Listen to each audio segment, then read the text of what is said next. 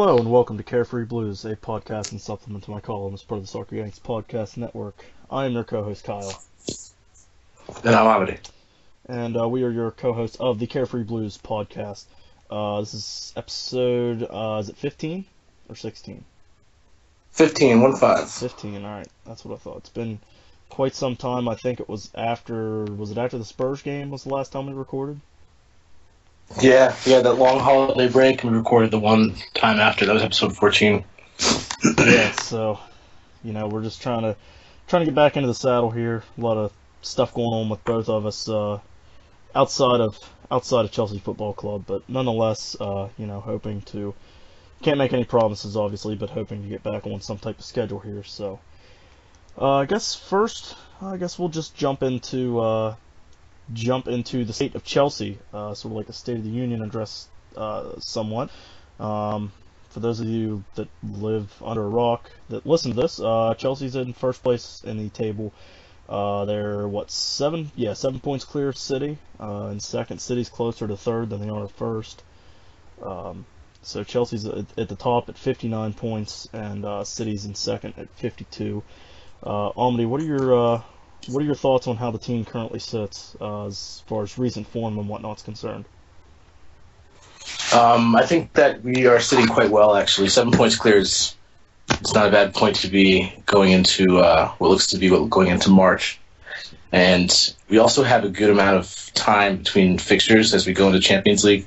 So the people who say that, we have a fatigue issue or we have rotation issues, it's kind of a good thing we're not involved in the FA Cup this weekend because we had time to kind of step back and assess who's going to be available.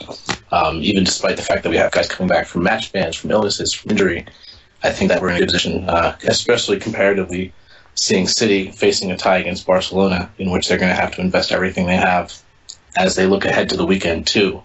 So their schedule's getting no easier, and not that ours is, but It's good. It's good for us to be 7 points clear. That being said, we've been 8 points clear this season and given it up. So I really I believe in what Jose's saying. We do it game by game, match by match. We'll get each 3 points or however many we need to get. But it's kind of difficult to look too far ahead right now. Yes, yeah, no, I completely agree with that because I'm just going to be honest here. I mean, I honestly don't think that City's going to advance past this round in the Champions League. First off, they just generally don't have success in Champions League, and secondly, they're playing Barcelona. And I don't know how much Barcelona you've watched this season, but as of late, they've been playing very well. Yeah, they're in great form, and I don't think City are in the best of form, so it's going to be a good counterbalance, especially for us. Yeah, exactly. I mean, there was that game against Hull that City drew. Was that their last Premier League game? I can't remember. I think so. I believe it was. I think that was the most recent fixture that they played in. I'm pretty sure that was. Regardless, they didn't take points from the match, and we did in the final minutes, and that's what kind of leaves us these 2 points clear. Yes, exactly. So they took 1 point, we took 3. I'm pretty sure it was against Hull City. I think you're correct. Yes, yeah. So, yeah, I mean, we have the first leg is coming up when you're listening to this. Well, No. Okay. So I'm wrong. No, I gotta cut you off. Go ahead. They beat Stoke this most recent week. That's right. And they would have gained the advantage of points on us had we not won in the last minute to defeat Everton. Yes. But the week before that, in the previous week, you're correct. They had tied Hull City, which is why we got the advantage of points. Because was that the day that we played Villa? Was that on Saturday? Yeah, that was when we played Villa 2 weeks ago and beat them. They tied Hull City. Okay, all right. That's what I thought. All right. So, that was on a Saturday, yeah. So you're right. Okay, yes. So yeah, when you're listening to this, you may be listening to this to the 16th. That's when we're recording it, or you may be listening to it on match day. But between the first leg is at PSG, which we'll get into PSG later. But first leg is today or tomorrow when you're listening to this, and the second leg isn't until March 11th. So we have it looks like three fixtures, 3 Premier League games and an FA Cup game, or is this one? I don't know. The schedule looks weird. It doesn't this Leicester game doesn't have a date on it. It doesn't. Yeah, it got postponed. I'm not sure about that date anymore, and we're definitely not in the FA anymore. So we only have to worry about the BPL game at that point. And that's the only other competition we're in.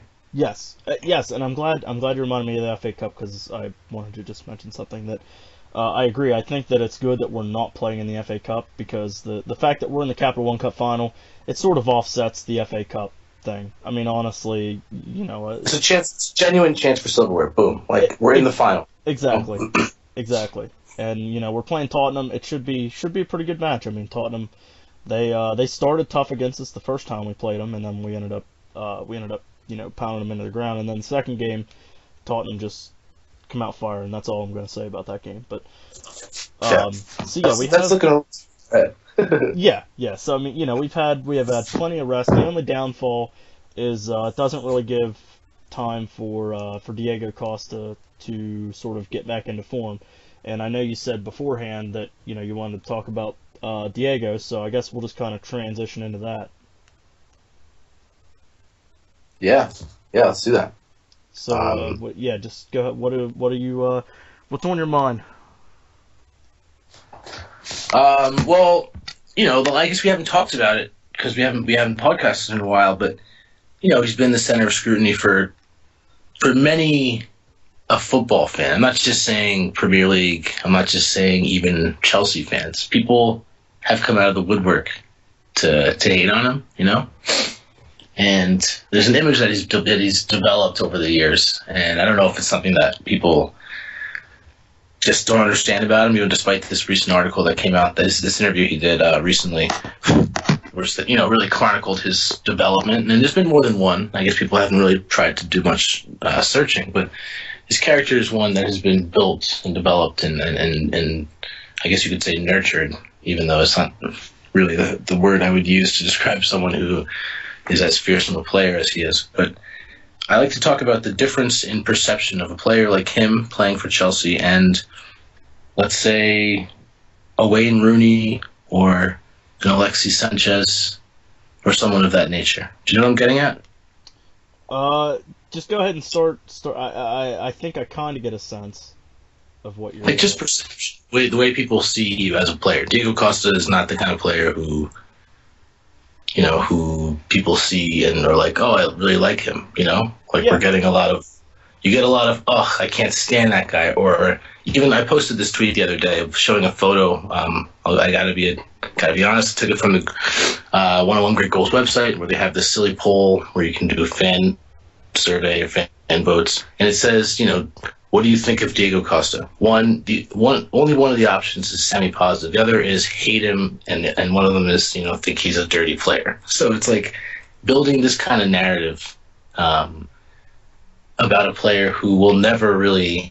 He's kind of like a Balotelli in some senses. He'll never get a positive review from here on in. Like, it doesn't matter how many schools for impoverished youth he opens, or development centers in Brazil, and funds and charities he gives to, because he's never going to be spoken about in that much of a positive light, when there's so much more narrative you can make about him on the field as like a dirty player, as a over passionate. He's like, they lost to Suarez, they needed a new player, they needed a new villain, and I think that it's just too much at one point. That's why Mourinho is willing to go as far as he is with the ban and such. But that's something when we go into Chelsea and the media. But they really do tie into each other, and that is, this kind of player is essential for the Premier League. He's the leading scorer. He brings a fire to matches and competition that fans, neutral fans and biased fans alike, love to hate or love in general. And he's integral for the league. But he's getting banned 3 matches for something that players do all the time.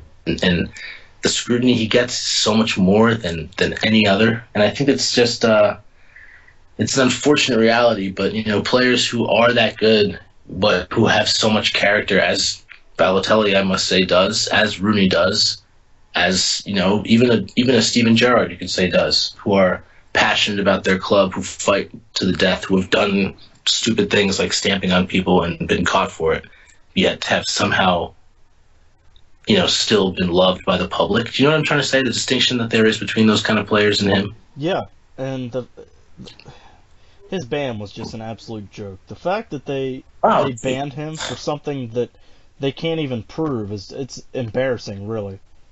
It's Embarrassing. That's the word. That's the word. yeah, like it's such a joke.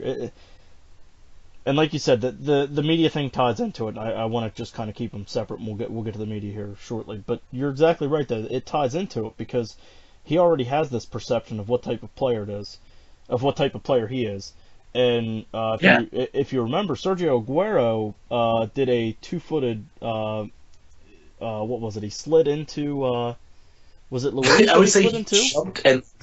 he jumped and tried to like double stamp him with both feet. Yeah, it was David Luiz. Yeah, and Aguero's never had that type of he's never had that type of label placed on him. So no, he has. So nor has Rooney. There was nothing doing with his. Do you remember when Rooney stamped on Ronaldo in the World Cup? Rooney stamped on Ronaldo in the World Cup, and it was like this huge thing. There were videos, photos taken, blah blah blah blah blah. That was done and over with within about, let's say, 2 weeks to a month. You know? Yeah. It didn't really last too long.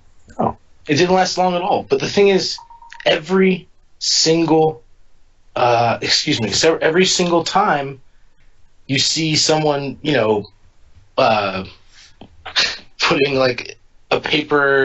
putting a huge headline in the paper about Costa. I mean, it was actually hilarious. I saw this photo circulating. There were about 6 or 7 front page headlines about the Costa on Chan stop. Yes. And it was just laughable. Like, what really? There were this many people who were that interested in parading the photo of Costa, and whether or not people think it was provable, but unintentionally, clearly, and as he stated, stamping on someone, and to the point that Chelsea FCS organization decided to contest the ban, which is pretty much unheard of in these points. When you've gone this far and people are going to ban you, it's usually something where the player comes out and says, he has an apology and tries to get it lowered. But I mean, it's almost laughable that he would get this kind of scrutiny when there are so many more incidents, and I've linked them, I've shown photos, and I can just to name a few. If that's violent conduct, then what Charlie Adam did with the chokehold, what he did with the elbow to Shirla twice, what Toure did kicking Vince Wolfswinkel last season, what Sergio Aguero did to David Luiz 2 seasons ago, none of these things got the scrutiny that this is getting. And it's only because there's a certain stigma that comes with Diego Costa himself, and I think also with Chelsea. It's not just Diego Costa. I think that, Mourinho did touch upon something, whether you want to call him fanatical or you want to call him, out of his mind, playing mind games, just trying to work people up. There is a certain validity to what he had to say, and there are people who are writing about it. I think that Ian Hollyman wrote something the other day saying that, you can say what you want about Mourinho, but he does have a point. Yeah. And it's tough to... Go ahead. No, go ahead. I'm done. It's just saying it's tough to argue against it. Yeah, well, and we're going to transition into the media thing because I have a couple points. Let's do it. Is coming from now. I'm not trying to compare this small town newspaper I work for to the Guardian or actually, I don't even know if the Guardian is a newspaper. I have no idea honestly, but the newspapers in England. Like I'm not trying to compare those because they don't even come close. We serve like a couple thousand, maybe tens of thousands. I don't know. But it's not hundreds of thousands, millions of people that are being served by English papers. But this is the beauty of the paper journalism industry, is that we can push whatever agenda we want to because we have the ability to use still photos. And still photos don't tell the story. They just don't. Yeah. And it was so apparent during... when Ivanovic put his head into who was it with Everton? With McCarthy. Yeah, McCarthy. Yeah, and it was just that photo was everywhere. And remember when Costa, when we played City the first time, there was that picture that Zabaleta tweeted out where Costa had his hand around it looked like Costa had his hand around Zabaleta's neck. And that's and he was actually pushing him away because he got in his face. Yeah, and that's what I'm talking about. This kind of narrative. What can we spin? What can we push? You're saying it exactly. They have the ability to push whatever angle they want. Exactly, whatever agenda they want to push. If they wanted to push, some type of, pro Chelsea agenda, they can use still photos and push those too. They can So are you saying use. they had no angle? That you're telling me these newspapers had no angle, and then furthermore that the FA themselves aren't reading these tweets, aren't as aware of these headlines and the front page news that and the outrage of the public as we are? You got to be kidding yourselves. They're regular. No, I'm not trying to say that they don't read the papers. I'm just proving that proving that the media has a point, or that they have a point that they have. I'm not even insinuating you were. I'm not insinuating you were at all. I'm saying that for the layman out there listening, or anyone who's convinced who unconvinced of this, can you honestly say that there's no way those people are watching? They're regular people. They're watching this stuff. They're getting the same internet feedback as we are because they're just. So it's just so hard for me to read people's tweets saying, "Oh no, the FA is unbiased and impartial. How could you debate this? They had the 3-man panel." Like seriously, after what they've bottled, after all the crap that they've just let go on a whim, there's too many outside influences. There's too much narrative to push for this to be impartial. It's disgusting. Where was the handful of newspaper covers when Aguero tried his 2-footed stomp? Where were those at? I don't remember. Remember Sterling punched Fernandez? Remember Sterling literally he swung at him and hit him right in front of the ref? Yeah. That was a regular. That right there is a no-brainer. And the Costa one, people put it on every newspaper. The Sterling one maybe had a back page or two. I saw one or two articles talking about how he was immature still and he was his youth got ahead of him. But certain players get the benefit of the doubt. Sterling, Rooney, mostly English players. Yeah. And it's just ridiculous that people aren't seeing through this. It's black and white. It's obvious. Like you cannot tell me it does not exist. And furthermore, if anybody actually watches these matches and thinks that Costa is anything other than passionate, and when I say passionate, I mean in the same manner that Ronaldo used to bulldoze defenders over, in the same manner that Nesta, that Maldini, that Cafu used to run over players, and people would be like, "Oh, they're so strong, they're powerful." It was never about being dirty. It was about being passionate and being a physical player. He's a presence. He even said he relishes those challenges. Ibrahimovic does this to every single player in any league he's ever played in. Yet his arrogance is respected and adored by the millions of people who love him. But Costa doesn't get the same kind of respect. You know what I mean? Yeah, you're exactly right. Yeah, I'm sick. I know I'm ranting. No, it's fine. I can't put into better words what you're saying because what you're saying is absolutely true. The only people that hate Ronaldo are Messi fans, really. I mean, I don't have a reason to hate. I love both of them, to be honest. They're both fascinating players. But you're exactly right. Back when Ronaldo was when he played for Man U and was just bulldozing players, it wasn't about playing dirty. It was about he wanted the ball more than the guy that was coming at him. And he was going to do whatever he could to get the ball. And Costa's doing the same thing. Yep.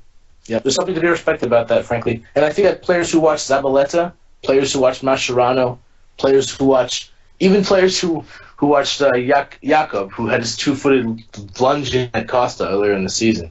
Players like that respect the fire and the challenge. The Essians, the Makalelis, people who like the Gattusos, people who like to see a good defensive challenge, and also who like to know that they're going to go 100% every single 50-50 ball. That's something you get from Costa. Yeah. Chelsea players see that, they get pumped up. Chelsea players see him go in for challenges. They're like, "Good, I will. I go into battle. You come with me." Exactly. That's what his attitude is. Exactly. So, 20 years ago, this was a very respected attribute in a football player. So I think people need to just kind of back up off the narrative a little bit and take a look at this in the most basic of terms and understand he loves the game. He's not out there getting a paycheck. He's passionate. He wants to win. He's motivated by those things. I think people need to really take a step back and reassess this whole thing. Yeah, I agree 100%. And I was going to say something, and now it just slipped my mind. Dude, I just wanted to rant. My bad, dude. I can't help it. No, it's all good. What were we just? I can't remember now. What? Yeah, Costa. Yeah, it had to do with Costa. But yeah, I mean, honestly, whatever I was gonna say, it couldn't be put into better terms than what you're saying, because you can just tell, just looking at him, that you're kidding yourself if you think that he isn't. That when you look at him and you say, oh, he's a dirty player. No, he's not. No, it's not. It's not. And this is what I was going to say. Probably my two favorite teams that I enjoyed. Well, I shouldn't say that I enjoyed, but sort of matchups that I looked forward to throughout the season has been when we played City or Liverpool. Now, I have said for a couple years that I personally think that Kompany's overrated, but nonetheless, Costa against Kompany, it's always going to be a good matchup. And Costa versus Skirtle, the same way. I don't like Skirtle at all. I have a term I don't think is appropriate for this podcast, so I'm not going to say it. But of what I think Skirtle looks like, but I'm not going to say it on this podcast. But nonetheless, it was the first time that we played Liverpool. There was like a ball that was going down into the corner, and it was going out for a throw. And Skirtle was kind of shielding it, and Costa came into the back, and the ball had gone out. And Costa gave him a little bump, just to let him know he was there, let him know that he was coming for him. And both of them went to the ground. They got back up. They patted each other on the back, and it was like, all right, let's go, let's get started. Like this is it. Yes, exactly. I remember exactly what you mean. It was like, good, that's what you want to see. And I had that going on with Demichelis for a bit when they played in Man City. But go on. Yeah, the first time it was Kompany and Mangala that they both did a pretty admirable job of shutting down Costa. But it was a fun matchup to watch, though. And the same goes with the second time around too. Exactly. So yeah, I mean, it's just I think the Costa thing and the media thing, they both tie in together pretty well, and it's just, you're kidding yourself if you really honestly think that there's not some type of maybe not necessarily a campaign, but there's not some type of agenda that's being pushed by the media, because that's a fact. I don't care what anyone says. That is a fact. Straight up. So it's go ahead. It's not. No, it's just not something that people can laugh off anymore. I'm tired of seeing the tweets where people are like, "Oh yeah, campaign against Chelsea," but like they're being sarcastic about it. But when you're listening to what I just ranted about, if someone can please reach out to me at Amadoit, AMADOIT, feel free to hit me up whenever if you have a rational, logical argument as to why what I just ranted about and what Kyle has just made excellent points about is false, because it's mind-blowing. It's really mind-blowing. And I know that there's a certain bias, an inherent bias that being a fan demands. And I do not think that any sort of bias is involved in this. I really think that we're looking at this from the most rational, logical, pragmatic way. And I still don't see how it could possibly be anything but something against Chelsea or Costa himself. So reach out to us. Feel free. I want to hear from you. Yeah, and this isn't just to kind of, not necessarily playing devil's advocate, but just to kind of put a different type of spin on this. Back after there were, I think it was 25 games through the season, Manchester United this season was at the same point as they were with Moyes last season. And last season, the agenda wasn't quite the same as it is this season. Now it looks like some great recovery that LVG is in with Manchester United, and in reality, that's really not what it is. You could say exactly, but they get the out. Yeah, and I honestly think that the Premier League is, as a whole, I don't think they're as strong this year as they were last year. There were three, for the most season, 4 title contenders. The teams that finished in the top 4 were competing for the title for 85-90% of the season. So yeah, for the last 3 weeks. Yeah, the last 2 weeks. Yeah. So it's all about how the media wants to spin it. They didn't want to after Moyes got off to a slow start at United. They wanted to put some type of spin on that, which I'm not going to get into Man United, but I'm just I have an article planned for Man United, so you can, if you're a Man United fan, you can listen to that some other time, or you can read it another time. But it's just all about how the media wants to perceive a situation. And Chelsea's leading the table, so why? I mean, back in September and October, the media was absolutely praising Chelsea. So why would they do it at this point in the season when they've already done it once? Because Mourinho has lashed out, man. Mourinho has lashed out. He's showed them he will not be, part of this narrative to push and pull laymen or unbiased fans around and get interest and get clicks. This is the Mourinho that honestly I love the most. I'm currently writing an article about him right now as to why he A, attracts the ire, and B, the admiration of millions of fans and also pundits, analysts, lovers of football in general. He has this ability to just either piss you off or make you love him. And I obviously, and many Chelsea fans, if you don't, I really wouldn't understand it, love the guy because he goes to bat for us. He also puts the team on his back when in times of struggle so that he deflects the scrutiny away from the team. But I think that he has this ability of, it's not just him, it's like the combination of Mourinho and Chelsea is volatile for the press and the media. People just can't stand seeing him and us win, and I love it. I love it. Yeah. People don't like Chelsea to begin with. Between Mourinho's two stints, even then Chelsea wasn't really liked, and now that Mourinho's here, that's just the media has all the more reason to try and push some type of agenda on Chelsea and make them even more negative in the media. Yeah, I agree. I mean, it's just a narrative to push. Yeah. And come the end of the season, if we're still where we are, those same people will turn around and start kissing ass and be like, "Oh, Chelsea have been so fantastic all season, and we love their attitude, and their players are so well composed, and Jose Mourinho this." I'm telling you, it'll all change, or they'll just continue hating, which I would prefer. But it's just something to get people to really, read articles, get clicks, and I'm happy that there are some brave journalists out there who are willing to actually write about the good things.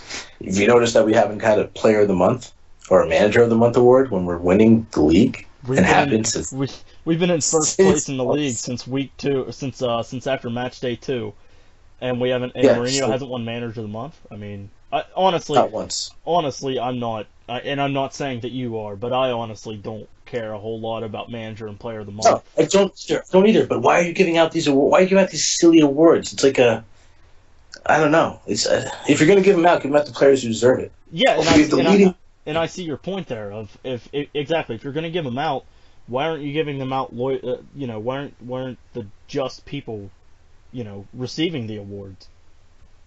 I mean, even Southampton, they deserve the praise. Their defense is still better than ours, I think. Unless I'm mistaken, I think they have a better defensive record than we do. I could be mistaken, and I won't. I don't want to go too far, but I think they have conceded fewer goals than us. They have conceded 4 less than us.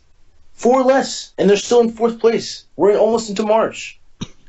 There's enough to be said about them. I'm not going to go on again. We did this last episode, but honestly, I think the media just needs to understand that there's far more to the league than the teams who they know. I mean, like Manchester United's a moneymaker, especially in America. They get a lot of play. They get a lot of public support, and that's a good reason to have them on TV. Liverpool, in where I live up in the Northeast, they're I guess you'd call them the sister team of the Red Sox, owners of the same, So it's just like I get the point that you have to push a certain narrative, but there's also this stigma against Chelsea. It's almost like it could just be against Abramovich, who knows, but it's helping that Mourinho is embracing it in his own way by turning it into a siege mentality and making it, Chelsea have this us against the world sort of mindset, and I like it.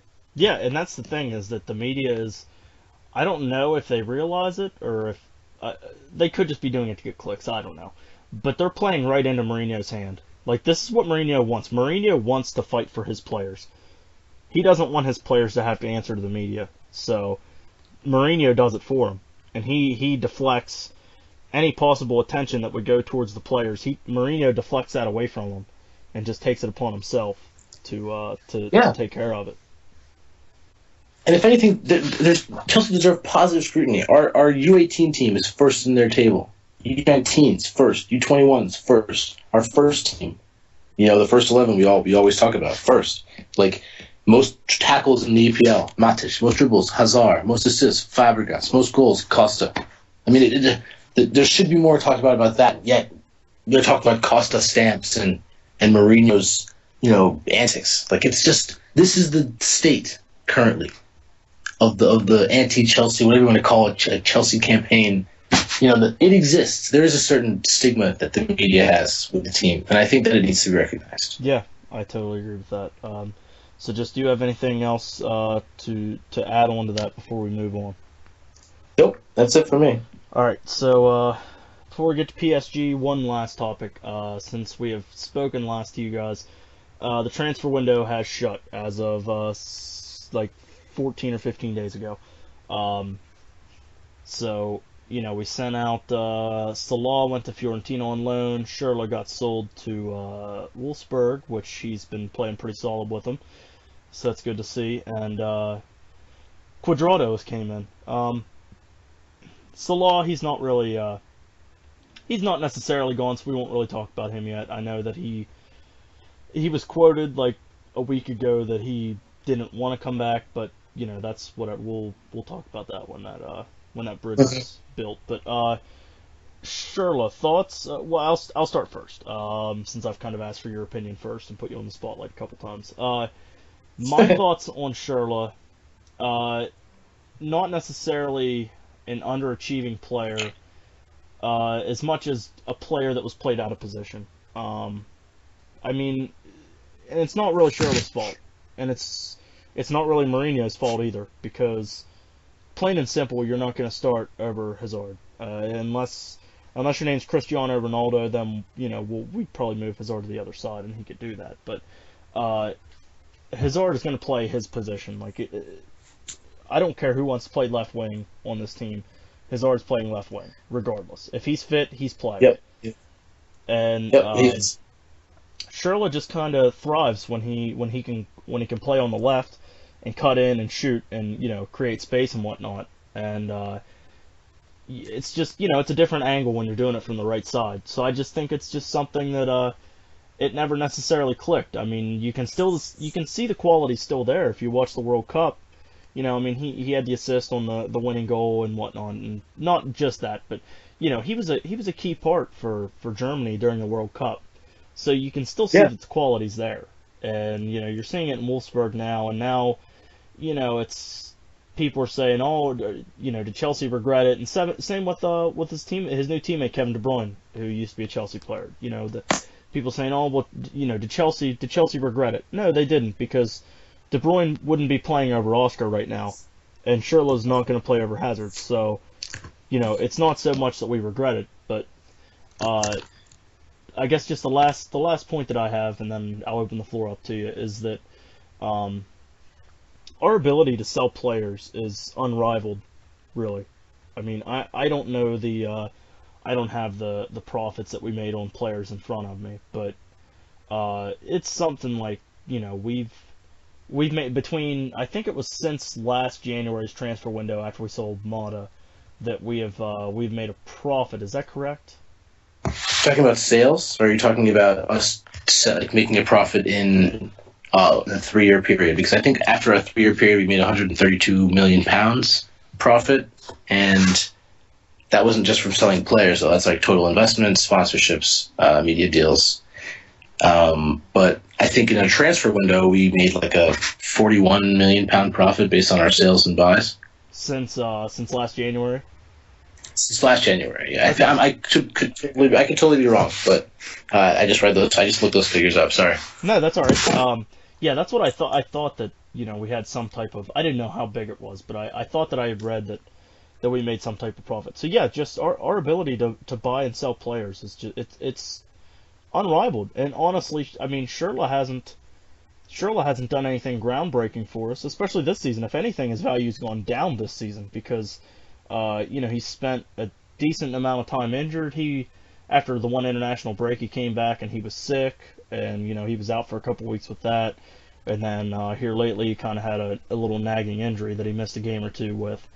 So, if anything, this season his value's gone down. Yet we still sold him and made a profit. It's just it's ridiculous. Yeah, and the thing is, I mean, Mourinho said no regrets about Schürrle. We're happy with the investment we made and the profits we earned. Hopefully, we made him better. And that is kind of the thing. He said also in a press conference, we don't sell garbage. Like we feel that if players are surplus to our requirements, we move them on. But we obviously don't sell bad players. We're not known for that. We just sold players to teams who would where they would start, frankly. And maybe they don't start for us, but that doesn't mean they're not good players. And then when he started talking about Cuadrado, he was saying that.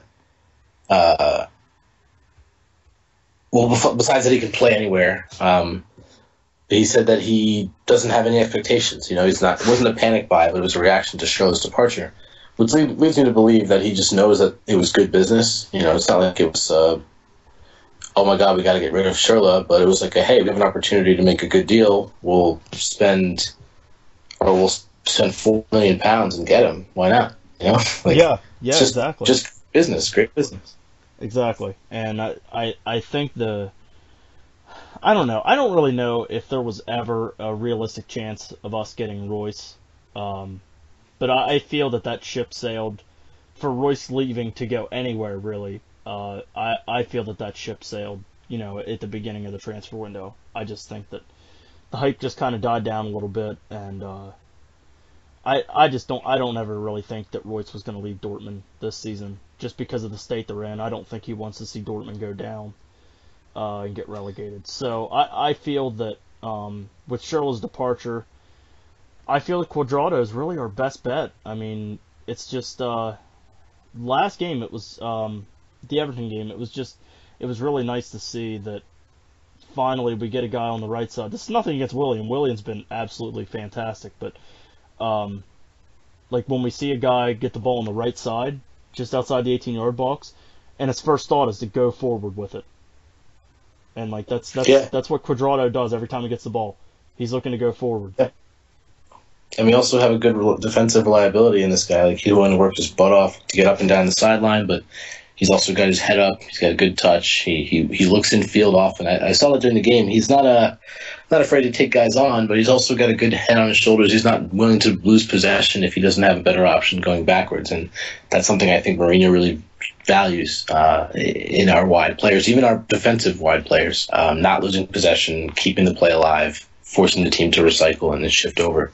But the thing about Willian and Cuadrado differences, I think, is that Willian has more of a tendency to dribble his way inside, whereas Cuadrado looked to combine with that, with his triangular partners essentially. And there's a good pros and cons with either style. Willian obviously has great ball possession, and he's shown that over the last couple of weeks. He can dribble out of trouble, and also, if he needs to, take guys on the sideline. But Cuadrado obviously has that inherent ability. Everybody knows and talks about it. But he also has a different sort of attacking strength, which is not necessarily a weakness of Williams, but that he uses other player far more quickly. Willian has a tendency to slow up play, and he has this thing.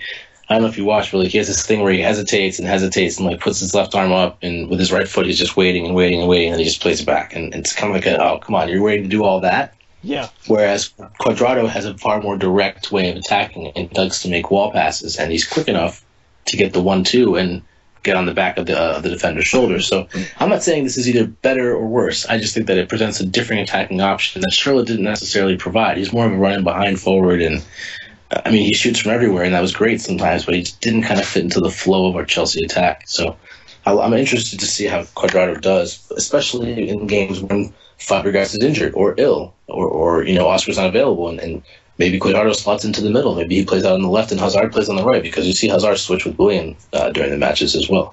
I'm just excited to see the way he'll fit in, and there's plenty of time for them. Even next season might be when he peaks, but it's good to have someone in him, a fresh face going into this last stretch of the season. Yes, yeah, and I'm pretty sure you follow him. I think I've seen you retweet his stuff, but David Amoy, was that? I don't know if that's how you pronounce his last name. Works for Mars. Yeah, he's a friend of mine. He's actually up in Boston as well. Oh, really? Yeah. So during the Cuadrado thing, really, he was the guy to follow. Like he had the scoop on Cuadrado pretty much, and yep. And he for those that don't know, he's like Serie A is his thing, and so he had a lot of good insight with Cuadrado, and he said that near the end of Cuadrado's tenure with Fiorentina that he actually played in behind the striker. So they kind of got him off the right side because they had some injury problems, and he was kind of forced to play as like a center forward or center attacking mid, whatever you want to call it. So. Great call. I'm happy you brought that up. I totally forgot about it, but it's perfect to say that. And you're right, David Amoy, he always has, the stuff. If it's coming out of Italy, DiMarzio and Amoyal's whole team, they've got you covered. But he had the heads up on that. I like the fact that you alluded to that tweet because that's what made me say that I'd like to see him maybe in behind in Oscar's position, or maybe where Fabregas would play sometimes if we get Ramirez and Matic holding. But we'll see. I mean, there's plenty of time for development and team cohesion because he just met the guys, like a couple weeks ago, and it's a work in progress. And I think that we have plenty of room for I don't know if anybody's a fan of American film, but we have a lot of room for rapid expansion. Yes, and something else. Another reason this kind of ties back into the whole Royce thing, but another reason that I feel that Mourinho thought the guy was perfect. The guy being Cuadrado. I think the reason that Mourinho thought he was perfect was because he's not cup tied. So, he can instantly go into the PSG matchup and play if need be. So, I think it's great. Huge, dude. Huge addition. Yeah, it is. To get a player in the second half of the season who's as good as he is, as talented as he is, and who can play in the Champions League, it's extremely beneficial to us. It's a really, that's one of the few reasons I think that we couldn't have done better last year in the Champions League because we didn't have Matic.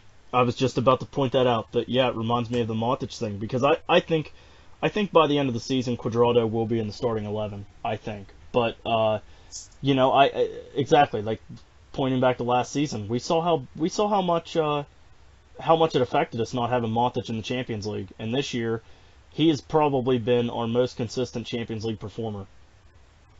Or any competition we play. Yeah.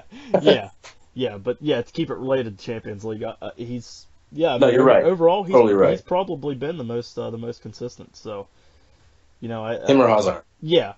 So it's nice to see that we have a not necessarily a clone to Hazard, but someone that has the same type of mentality as Hazard playing on the right side.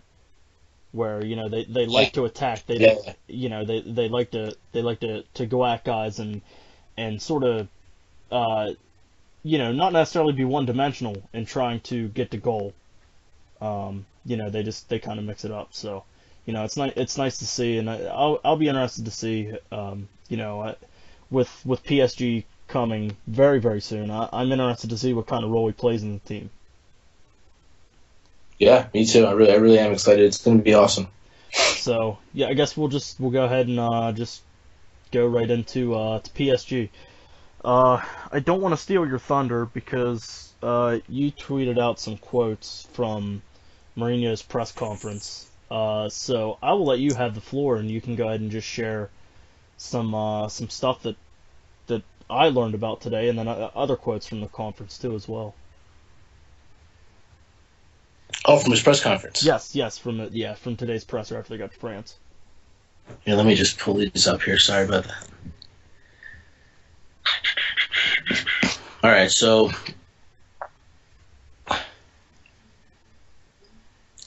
Mourinho. Let me just say one more thing about the transfers as well while I wait to get these quotes up. Yeah, go ahead. The thing I like as well about Salah going, in the opposite direction, not necessarily in the opposite direction, because he said he got to Fiorentina, but for him to be going elsewhere, it kind of provides a bit of room for some youth players to get a little bit more viewing. Do you know what I mean? Yeah. And that could be on the, that could be in the form of, I don't know, Ake making more first team sheets, or even if it's going to be RLC getting up, again into the Champions League or any of those competitions. I think it's going to be good for them to get that development. And as Mourinho was saying a couple weeks ago, or maybe even a month ago now, he's very interested in getting the youth players their just desserts, because if they don't play, they won't develop. So I think Salah wasn't really getting the time that he wanted, and it was good for him to move on. And it's also kind of a silver lining, we get him off our wage books and we put a youngster in a position to prove himself. And I think Mourinho is serious when he says he's trying to push an agenda of a younger player. So, and he's here. He said he wanted to be here for the long haul. He said something about a 10-year plus program of Chelsea development and him wanting to be here for the time that he can be, and he feels good here. So if he means it, he means it. And it's a real statement of intent if he starts putting these younger players in a position to succeed. So I know it's a kind of roundabout way, but I'm happy about the Salah deal. Yeah, so am I. And was it Izzy Brown that he threw into the Champions League squad? Yeah, I think Okay. I think it was Izzy. It was someone new. I do know that. I think it was Izzy Brown though. I'm pretty sure it was. I'm not 100% on that, but I'm pretty sure it was Izzy Brown he threw in. So yeah, I mean, it's nice to see. I mean, who knows what's going to happen as far as those guys in Champions League, whether or not they see any time at all. But yeah, I mean, I agree. I think with we have some fixtures coming up that's interesting. We play Burnley coming up. It might be our next game after this one. Actually, I can't remember, but I know we play Burnley coming up. So maybe we'll get to see some of the younger guys get a run out. Maybe not necessarily in the starting 11, but maybe we get up a goal or two, and then they throw out Izzy Brown, RLC, and some of those guys. So that'd be good to see. Definitely. All right. Well, I have those Mourinho quotes now. So he first threw out, I think it was Zuma and Aspi. It could be wrong. Or no, it could have been Zuma and Remy. I think it was Zuma and Remy. I have some pretty funny pictures actually of the two of them looking a little bit, I guess, uncomfortable sitting in the press or in front of the press. But Mourinho made a comment, or he gave a quote saying, "When the French players were on holiday at Christmas, we were playing 5 games in 10 days." Because so many of the press in France are saying that, there's injury, 4 players have one player might be making it back, 4 players for PSG are definitely injured, doesn't look good for the French. And Mourinho doesn't want there to be any excuses made, I think. So he's saying on the PSG players being fatigued, Chelsea players have been fatigued since Christmas. We've actually been playing a tough season. So he's kind of like, on one point making a jab, and on the other saying that we're ready for anything. And another journalist from the Standard said that Mourinho promises that Parc des Princes will see a different Chelsea than the team that lost to PSG last season. And I think that a lot of the players in this Chelsea team remember that match, Like, that's something that I'm sure he's reminded them of. And said, this better, just to light a fire under their belly, just because this is something as a professional, I'm sure that they remember these matches too. And especially in Champions League nights like this, it's something special, Yeah. So. Yeah, I agree. Hopefully. Go ahead. And just one last quote. Zuma was saying that he's faced Ibrahimovic when he was playing for Saint-Etienne, and he said he's well above average both physically and technically. And I read a lot of back and forth today on Twitter, Chelsea fans talking about, I like to see Cahill, and others saying, no, I like to see Zuma. He knows the French league, he knows the French players. And I think Mourinho is starting Zuma because of those 2 points. He's familiar with Ibra, he's familiar with the league, he's familiar with other players in the team. I think that he gets the start tomorrow over Cahill. What do you think?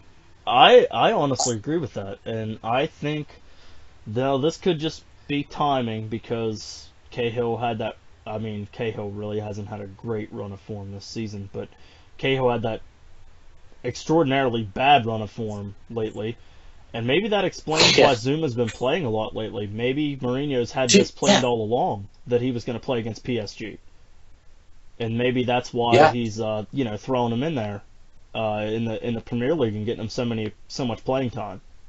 Dude, I think you're spot on. I think you're 100% correct, and I think that's exactly what he's been doing. I think he's been grooming him for the big stage, and I think tomorrow night's going to be his night. It makes sense. I mean, this could just be me just connecting dots that shouldn't be connected, but it makes sense. I mean. It makes sense. So I hope that's who he goes with. Zuma's been he's been unbelievable lately.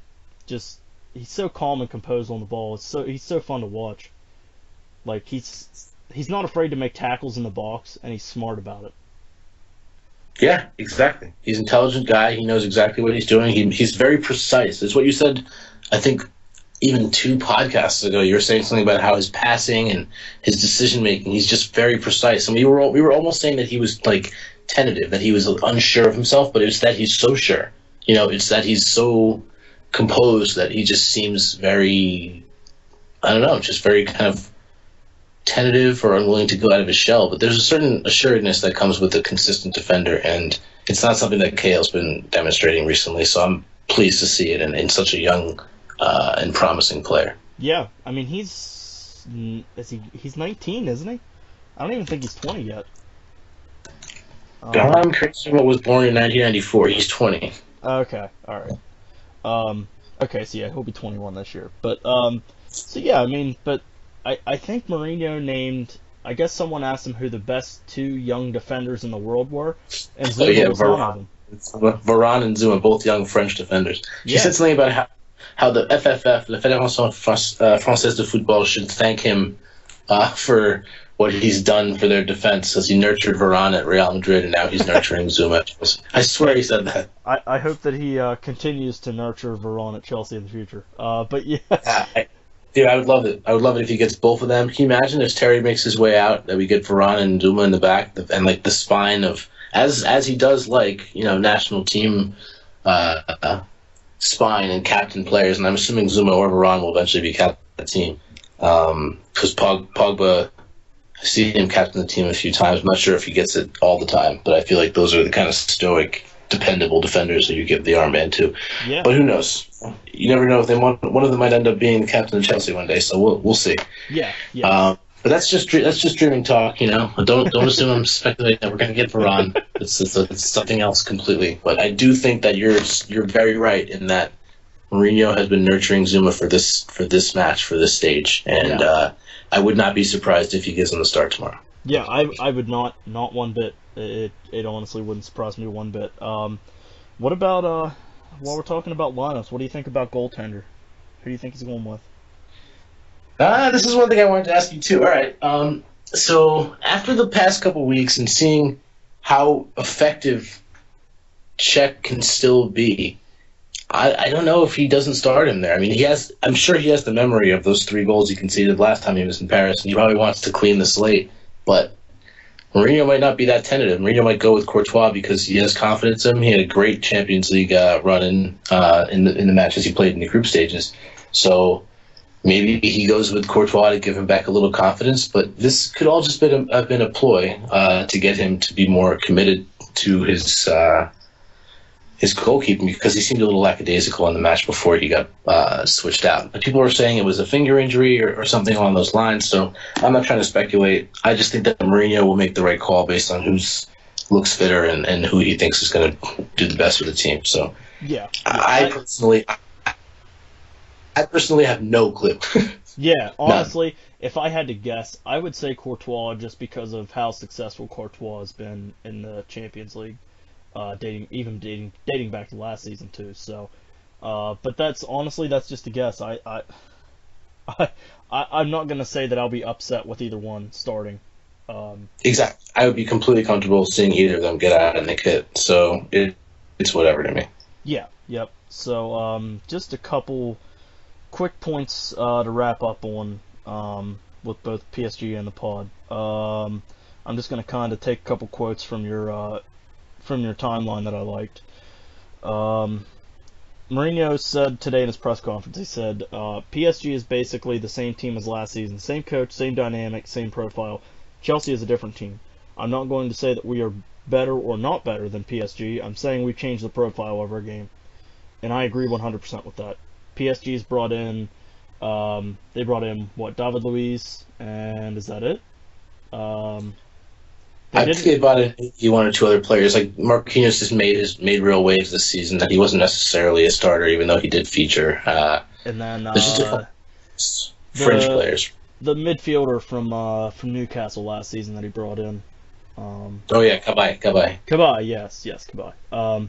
So yeah, I mean, but last year we didn't have our spawn, we didn't have Montic in there, so he's just Montic changes this team completely, just totally different dynamic. So Absolutely. We did lose a lot of the midfield battle last time we went to Paris. That was a big part of the reason we lost that match. Verratti and Matuidi outplayed us right through the middle. I'm not sure if it was Ramirez who started, but we just weren't ourselves through the middle, and they took advantage of that. We were hitting us on the counter, but also controlling the pace of the match through the middle. But I think you're completely correct in that it'll be a very, very different match with Matic in there. I think we're going to have an assuredness and ability to play out wide. Hazard's going to be far more dangerous this time. He's not going to have to be only playing on the counter, nor is he going to have to play as far in field as he was last time around. But I think it's going to be an attacking game. I don't think either side's going to hold back. I think we're going to try to go for as many goals as we can get on the road.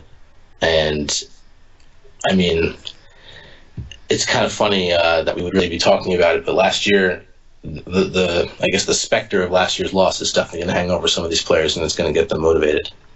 yeah, and I think and Hazard was playing injured last year, correct? Because he had to come out. Schürrle came in the second leg for him, like early on. Oh, earlier, yeah, I think you're right. And that was PSG.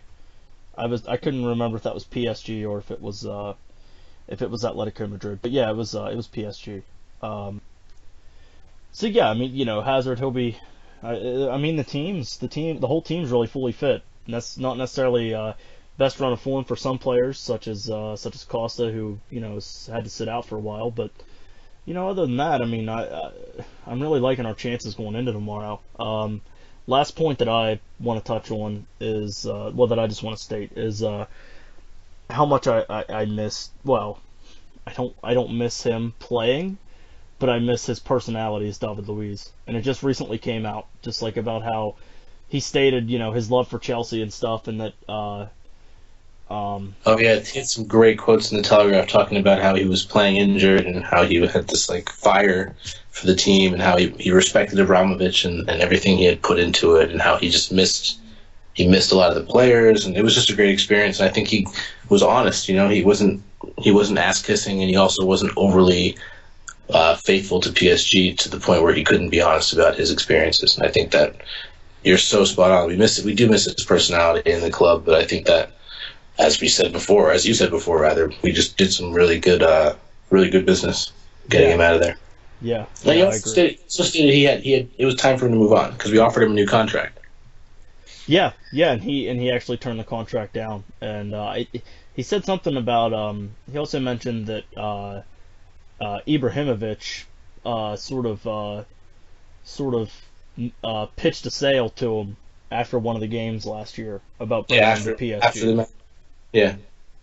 So, but yeah, I mean that's on the matchup. Honestly, that's all I have. Do you have anything else to wrap up the matchup?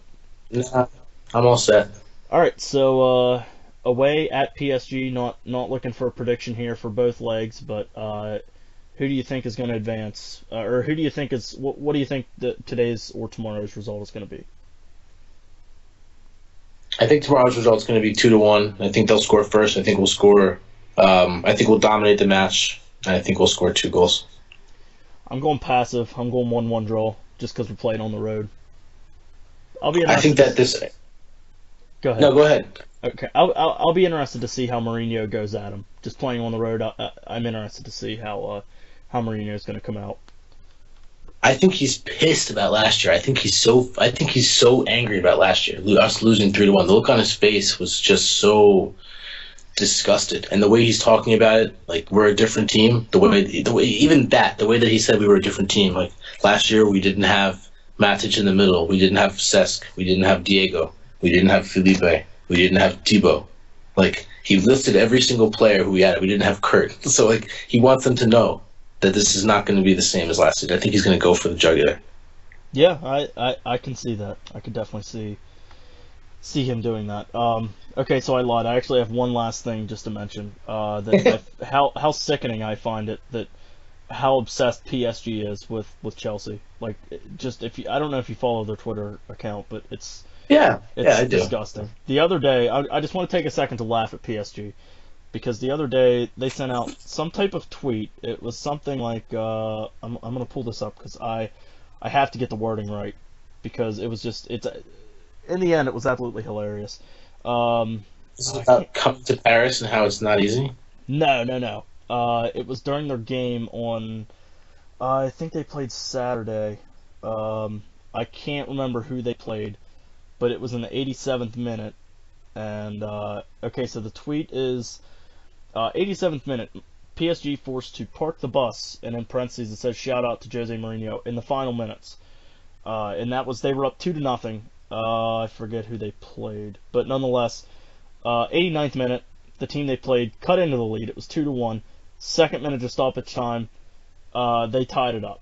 So PSG tweeted that, and they ended up tying. I just thought it was absolutely hilarious because that whole thing just backfired on them.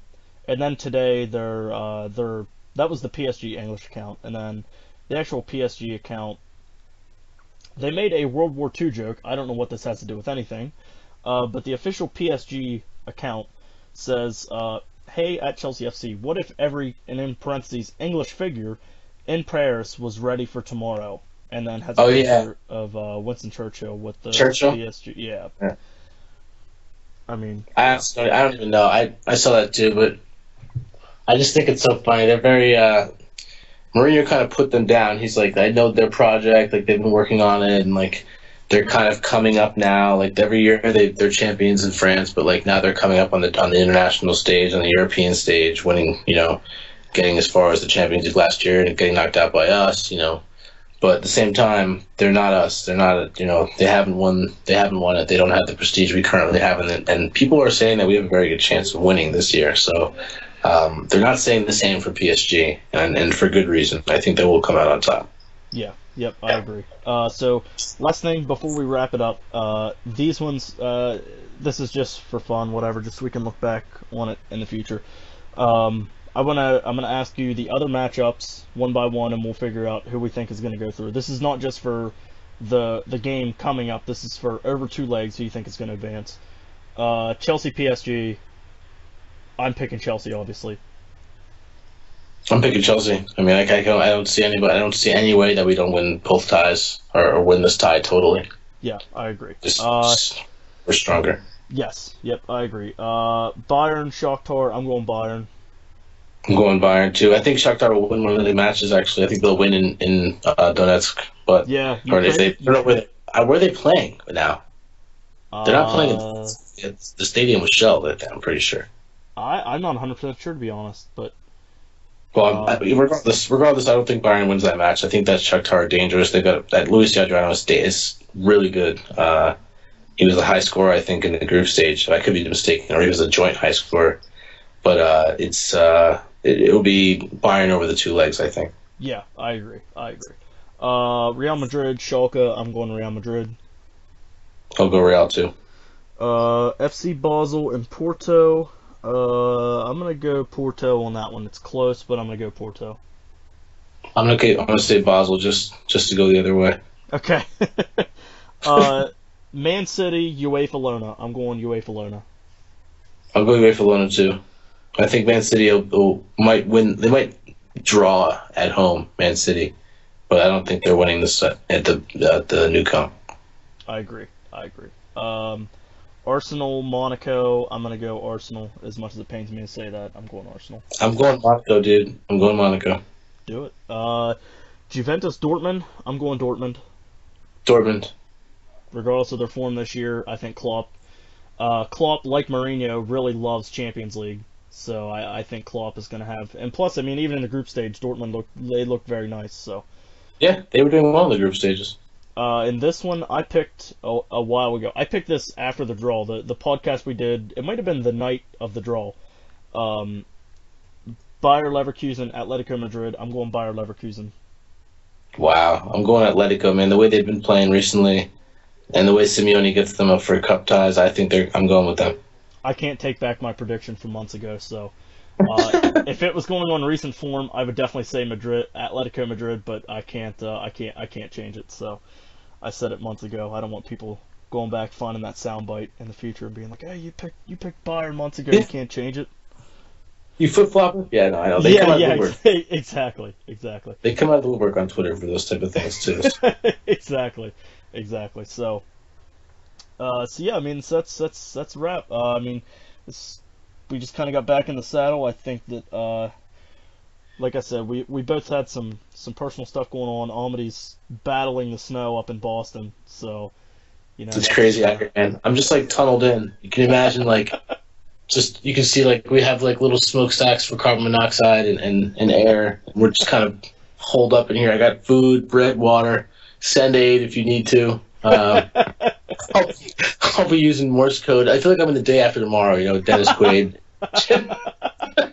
I'm stuck up here. You know, I might have to move. I might have to trek south in a couple of days if it doesn't get any better. And apparently we're getting snow on Saturday, so I don't know what I'm gonna do. And it's crazy. I also read that you guys could possibly get a foot of snow with the storm that's currently hitting me down in Maryland, so that's nice. Yeah, dude, we're getting hit again on Saturday too. So I don't know. I might just move. It's terrible. Yeah, so you know, we're slowly getting back into things. Hopefully, I think that this champion. We both just we have so much going on. We work with so many different places and contribute online with so many different places, but I think Champions League is going to kind of bring back this killer instinct and focus that we had before. So we got to get back in the saddle. We'll be doing it. Sorry about the wait, guys, but we'll definitely be into it. Well, and to be fair, we also both had some laptop issues, so true. So this is sounding a lot like excuses, and that's what they are. But this is also just us being honest and transparent. So there you go. So yeah, just you can find me at Twitter at KBJelly on Twitter. That is at KBJELLY. I am co-admin with the Stanford Shed. You can follow them at the Stanford Shed, and they also have a blog, StanfordShed.com. You can follow Yanks, you can follow the Carefree Blues at Carefree Blue Pod on Twitter, and from there you will be able to find our podcast feed on there, which we just recently got the podcast feed going up, so I don't know. I know this will be uploaded on the Soccer Yanks website, and I believe the channel is called Carefree Blues Podcast. I'm not 100% sure, but I'll be sure to tweet it out and whatnot. Me and Omid will get to work on that, and so yeah, and then on the website, I can't remember the URL. The URL is kind of messed up. I thought it was socceryanks.com/carefreeblues, but when you type that in, it just shows the written articles that I wrote back near the start of the season. So just go to socceryanks.com. You can find it on there, nonetheless. So I'll make share with. Go ahead. Go ahead and share with everyone where they can find all of your stuff at. Yeah, you can find me on Twitter at Amadoit. That's AMADOIT. You can also find me at the World Soccer Talk Twitter. That's World Soccer Talk, all one word. I am also writing for ChelseaIndex.com. We're a Chelsea-specific site, tactics, strategy, match reviews, and previews. And I'm also contributing for World Soccer Talk opinion pieces, Chelsea stuff, very heavily biased. Reach out to me. Please tweet me your hatred. And also, I'm contributing vines at 6 Second Savage. That's the number 6, and then written out a Second Savage. You can find all tweets about anti-FA garbage and blatant Chelsea bias over there. And feel free to hit me up on any of these platforms. And also, feel free to hit up me and Kyle. Remember, that's at KBJelly, KBJELLY, and at Amadoit, AMADOIT, for all types of feedback. And we are serious. If you want to just tweet us the fact that you hate the sound of our voices, that's totally cool. But any feedback is good feedback, so reach out to us whenever you get a chance, and make sure to like, listen, and review, and stay carefree.